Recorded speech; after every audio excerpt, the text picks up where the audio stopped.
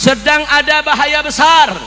Pengalaman di Purwakarta bagaimana saya dan kawan-kawan para kiai, para ulama di Purwakarta, saudara, melawan habis-habisan agar Purwakarta tidak dijadikan sebagai kota berhala, saudara.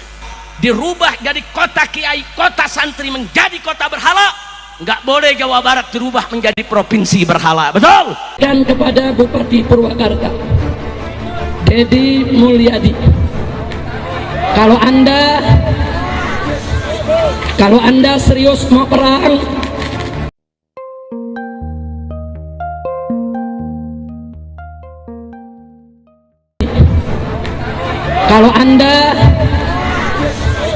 kalau anda serius mau perang, jangan gunakan masyarakat. Ayo kita janjian saja. Hari apa, tanggal berapa, jam berapa, tempatnya di mana. Anda yang tetepin, kita akan datang. Takbir. Saya mau tanya umat Islam, siap hadir? Siap duel 1 lawan 1? Siap tangan kosong? Siap pakai golok? Siap pakai parang? Siap pakai basoka? Siap pakai AK? Silakan Dedi Mulyadi, tetepin. Enggak, kita nggak bakal mundur. Kami sudah pengalaman perang di Ambon, di Poso, dan di berbagai negeri. Kita mau tahu beralinya Dedi perang sampai di mana, saudara.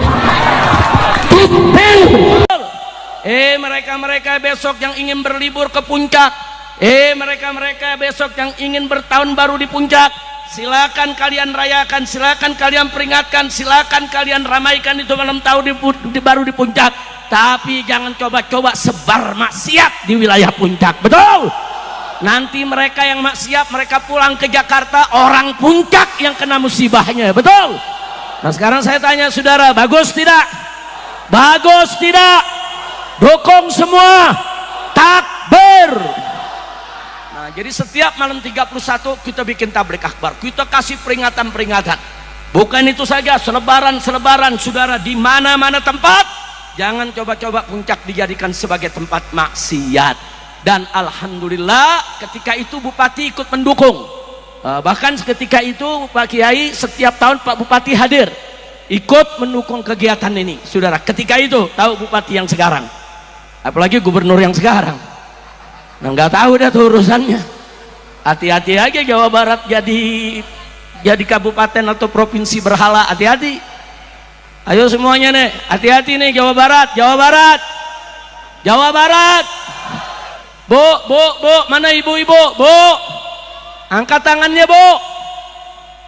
Hati-hati, ini di Jawa Barat nih sedang ada ala khatarin azim, sedang ada bahaya besar.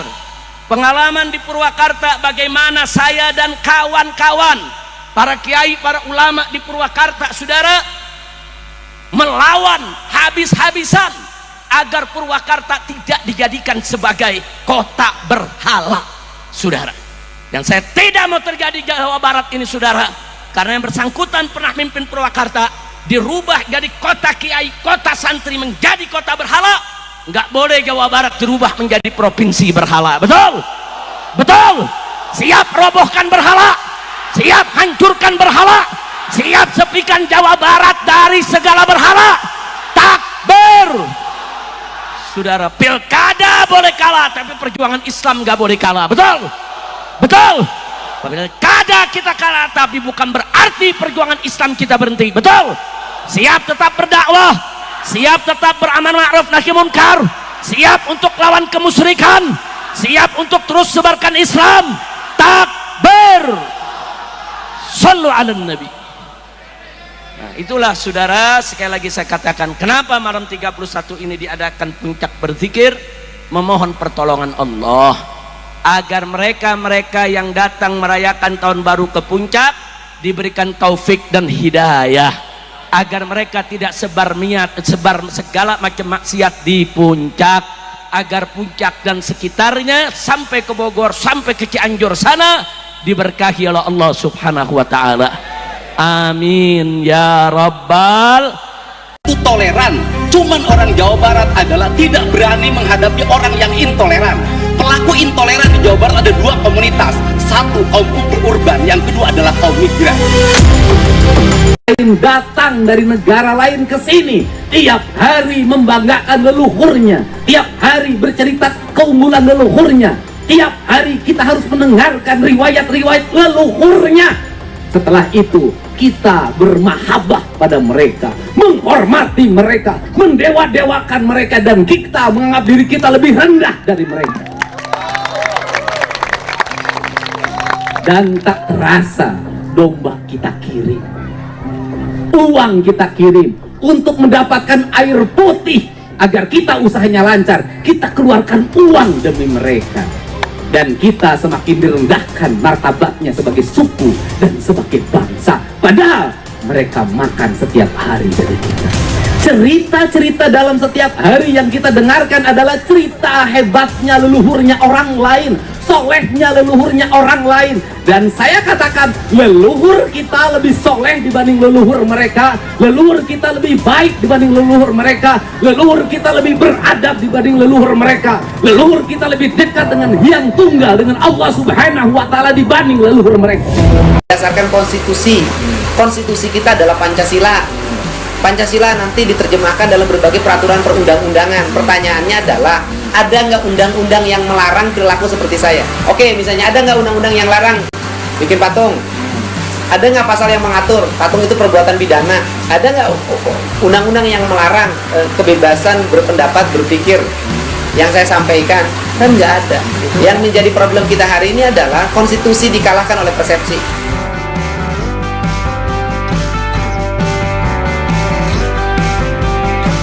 Ya itu tadi, orang nggak suka dengan cara berpikir saya, orang yang nggak suka juga dengan politik yang saya jalani, orang yang kalah juga dalam politik menggunakan intuisi persepsi agama menjadi sentimen individu yang dianggap sebagai konstitusi dalam kelompoknya.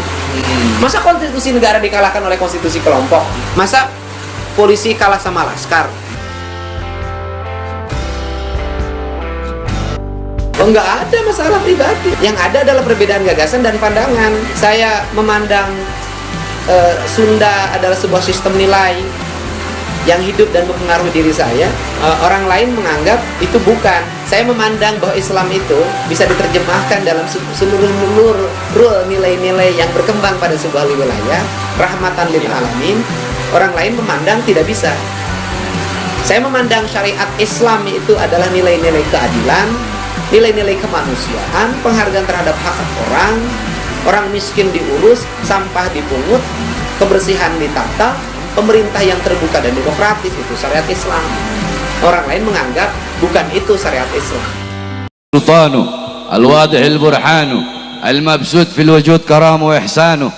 Allahumma salli wa sallim wa barik wa karrim wa azim ala nuril anwar wa sirril asrar wa tiryakil aghyar wa miftahi babil yasar Sayyidina wa maulana Muhammadin al-Mukhtar wa alihi al-athhar wa ashabihi al-akhyar adada ni'amillahi wa ifdalih, amma ba'd. Yang saya cintai, yang saya muliakan, guru saya, guru kita semua, imam besar kita semua, yaitu yang mulia Al-Imam Sayyid Al-Habib Muhammad Rizik bin Hussein bin Syihab. Mudah-mudahan Allah panjangkan umur beliau, Allah sehatkan jasmani dan ruhani beliau, Allah permudah urusan dunia akhirat beliau, Allah kuatkan langkahan kaki beliau di dalam berdakwah di jalan Allah, berjuang di jalan Allah, dan di dalam membimbing kita semua menuju ridhonya Allah Subhanahu wa ta'ala, beserta para habaib-habaib yang lain, para kiai, para ajengan, para ustadz, para tokoh masyarakat, segenap aparat pemerintah, Al-Habib Muhammad Al-Attas, Al-Habib Hanif Al-Attas, Al-Habib Hashim, kemudian Kiai Haji Sobri Lubis, dari juga saya lihat Kiai Awid beserta Al-Habib Ye Al-Jufri, Al-Habib Alwi Al-Hamid, beserta seluruh hadirin hadirat, bapak-bapak, ibu-ibu, khususnya para pemuda-pemudi baginda Nabi besar Muhammad yang selalu dimuliakan oleh Allah Subhanahu wa ta'ala. Saudara-saudara, sebelum saya bahas masalah korupsi, sedikit ada satu hadis, karena ini menjelang tahun baru, penting bagi saya untuk menyampaikan hadis daripada baginda Nabi besar Muhammad sallallahu alaihi wasallam. Qala Rasul sallallahu alaihi wasallam, la tattabi'unna sanana aw sunana alladhina min qablikum shibran bi shibrin wa dhira'an bi dhira'in hatta law dakhalu fi hujrid dhab lattaba'tumuhum. Qulna ya Rasulullah al-yahud wan nasara, qala faman. Nabi Muhammad SAW beliau bersabda, sungguh suatu saat nanti akan ada umat setelah kalian, mereka akan mengikuti golongan-golongan dan kelompok-kelompok umat sebelum mereka, shibran bi shibrin wa dhira'an bi dhira'in. Mereka ikuti kelompok dan umat sebelum mereka, sejengkal demi sejengkal, selangkah demi selangkah. Mereka ikuti umat-umat sebelum mereka. Hatta law dakhalu fi hujrid dhab, sekalipun umat sebelum mereka masuk di dalam lubang dhab, lattaba'tumuhum, sungguh mereka akan ikut masuk dalam lubang dhab. Dhab itu sejenis biawak, cuma bukan biawak. Kalau biawak warol, dhab itu kadal gurun, saudara-saudara, yang belakangnya ada duri-durinya, warnanya kuning. Kalau warol, kalau biawak warnanya coklat. Kalau dhab itu halal dimakan karena ada takrir dari Nabi. Kalau biawak haram dimakan. Jadi beda antara dhab dengan warol. Nah, saudara-saudara, kemudian ada sahabat yang bertanya, qulna ya Rasulullah al-yahud wan nasara, ya Rasulullah, apakah kelompok dan umat sebelum mereka, maksudnya sebelum kita itu adalah orang-orang Yahudi dan orang Nasrani? Qala faman. Rasulullah bilang, siapa lagi kalau bukan mereka? Nah, saudara-saudara, malam tahun baru besok bukanlah malam tahun baru kita umat Islam. Itu adalah malam tahun baru orang-orang sebelum kita, umat sebelum mereka. Akan tetapi di Indonesia yang paling banyak merayakan malam tahun baru, yang paling banyak merayakan hari Valentine, lihat malam tahun baru, yang paling banyak keluar, yang paling banyak maksiat, mabok-mabokan, istahalla zina wa istibahal khumur wa darubu bil ma'azif. Mereka zina seperti perbuatan yang halal, mereka halalkan zina, khamr mereka perbolehkan seakan-akan itu bukan hal yang tabu, bukan hal yang haram. Mereka memainkan musik-musik yang membuat lupa dan lalai kepada Allah.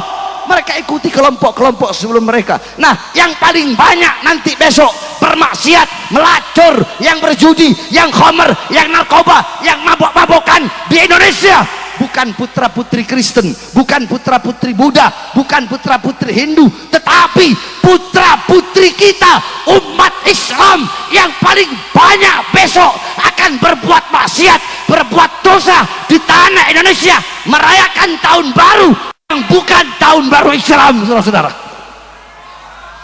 Ini kenyataan. Maka yang dalam Al-Quran Allah mengatakan, walan tarda ankal yahudu walan nasara hatta tattabi'a millatahum. Allah nggak bilang hatta tattabi'a dinahum. Yahudi, Nasrani tidak akan ridha kepada kalian sehingga kalian mengikuti ajaran mereka. Allah nggak bilang sehingga kalian mengikuti agama mereka, karena bagi para musuh-musuh Allah, kita harus masuk ke dalam mereka, bertasyabuh, menyerupai, mengikuti ajaran mereka, adat istiadat mereka, budaya orang kafir, adat istiadat orang-orang kafir. Man tasyabbaha biqaumin fahuwa minhum. Siapa yang menyerupai suatu kaum, maka dia sama dengan kaum tersebut. Oleh karena wasiat saya pertama bagi orang tua, tahan putra putri kalian. Sekalipun besok mau pergi, pergilah ke majelis taklim di Jakarta. Besok ke Munawir Asli bikin acara istighosah, isti'anah seperti sekarang. Tadi saya di mobil menyimak semua yang telah disampaikan oleh guru kita, bahwasanya dengan adanya puncak berzikir ini bukan berarti merayakan tahun baru, tetapi kita beristighosah, beristi'anah, memohon kepada Allah agar Allah memberikan ampunan, penjagaan di puncak ini, yang dimana di sini paling banyak tempat berkumpul orang berbuat dosa dan berbuat maksiat kepada Allah. Karena jikalau beberapa orang telah dulu, Sayyidatuna Aisyah yang tadi dibilang saya katakan itu, idza istahalla zina wa istibahal khumur wa darabu bil ma'azif, itu sahabat nanya kepada Sayyidatuna Aisyah, wahai Aisyah, kabarkan kepada kami apa penyebabnya gempa bumi. Cianjur dekat dari puncak, saudara-saudara. Kemarin ada gempa bumi di Cianjur. Dijelaskan Sayyidatuna Aisyah, tidaklah akan terjadi gempa bumi zalzal. Gempa bumi tidak akan terjadi kalau tidak orang-orang mereka menghalalkan minuman keras. Istibahal khumur, istibah itu menganggap minuman keras perkara yang biasa. Wa istahalla zina, menghalalkan zina. Wa darabu bil ma'azif, mereka memainkan musik-musik yang lahun, membuat lupa dan lalai kepada Allah Subhanahu wa taala. Yang terakhir, saudara-saudara, tadi guru kita menjelaskan tentang bagaimana musyawarah. Saya dengarkan dalam mobil. Nah, saudara-saudara, Nabi Allah Adam alaihissalam Nabi Adam pernah berkata, idza aradtum an fi'la syai'in faqaddimu thalathata asya. Hei umatku, hei anak cucuku, hei sekalian manusia, kalau kalian mau melakukan perkara apapun, hal apapun, sebelum melakukan hal itu, perbuatan itu, perkara itu, hendaklah dahulukan 3 perkara. Salah satunya istasyirul akhyar, bermusyawarahlah dengan orang-orang soleh, bermusyawarahlah dengan orang-orang baik. Sebab andaikan dulu aku bermusyawarah dengan malaikat di dalam memakan buah khuldi, pasti malaikat akan memberikan petunjuk kepadaku, ijtihadnya, ra'i pandangannya, jangan aku makan, karena itu bisa membuat aku keluar dari sorga. Sayangnya dulu aku tidak bermusyawarah dengan malaikat. Jadi begitu pentingnya musyawarah. Yang ketiga, tentang korupsi. Saudara-saudara, saya dari dulu setelah ceramah masalah korupsi, kalau masalah korupsi ya imam, tidak ada tawar menawar. Bagi saya, siapapun yang korupsi, maka hukuman yang paling pantas adalah hukuman mati, saudara-saudara. Banyak sekarang ini pejabat-pejabat, anggota partai, elit-elit partai, sombong dengan partainya. Yang jenderal-jenderal punya pangkat jabatan, sombong dengan pangkat jabatannya. Seakan-akan Indonesia negara milik mereka. Hei, saya sampaikan, Indonesia bukan milik partai politik manapun, bukan milik jenderal manapun. Indonesia bukan milik PDI, bukan milik Gerindra, betul? Bukan milik Golkar, betul? Bukan milik PKS, betul? Bukan milik PKB, betul? Bukan milik P3, betul? Apalagi? Ntar kalau saya gak sebut partainya, disangkanya saya orang partai itu lagi. Apalagi? Hah? Bukan milik Nasdem, betul? Apalagi? Bukan milik Berkarya, betul? Indonesia bukan milik Jokowi, bukan milik Prabowo, bukan milik Megawati, bukan milik Kapolri, bukan milik Panglima TNI. Indonesia bukan milik perusahaan-perusahaan asing, bukan milik tambang-tambang asing, tapi Indonesia adalah milik kita bersama, bangsa dan rakyat Indonesia, saudara-saudara. Allahu Akbar. Maka saya sampaikan pada malam hari ini, wahai Prabowo dan kabinet menteri-menterinya, demi Allah, kami pemuda-pemudi Indonesia bersumpah, demi Allah, di Indonesia tidak ada sejengkal tanah pun bagi siapapun yang merampok dan merampas harta bangsa dan rakyat Indonesia, saudara-saudara. Allahu Akbar. Saya tanya semua rakyat, apakah akan memberi walaupun sejengkal kepada para koruptor, kepada para pengkhianat bangsa, kepada pengkhianat bangsa, kepada partai politik manapun? Nggak ada. Jadi kalian semua jangan macam-macam. Sekali lagi saya bilang, saya cuma takut sama saya punya ibu dan sama saya punya pawang. Selain daripada itu iblis saya bahkan. Waktu tanggal 20 Habib, pas pelantikan Prabowo waktu itu, anak ceramah di Lampung, yang hadir puluhan ribu. Makanya nggak heran 1 minggu habis anak ceramah, ada yang datang ke Lampung pawai-pawayan pakai tank.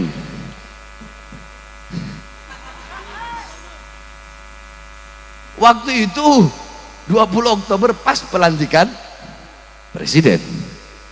Orang-orang banyak saya lihat ngomong, wah kalau Prabowo jadi presiden, Habib Bahar nggak bakal berani ceramah keras-keras ini, nggak bakal berani bersuara ini. Tanggal 20-nya kemarin saya ceramah di Lampung pas pelantikan presiden lagi. Saya ceramah apa saya bilang? Segala kebijakan-kebijakan Prabowo yang menguntungkan rakyat akan didukung oleh rakyat. Betul? Betul.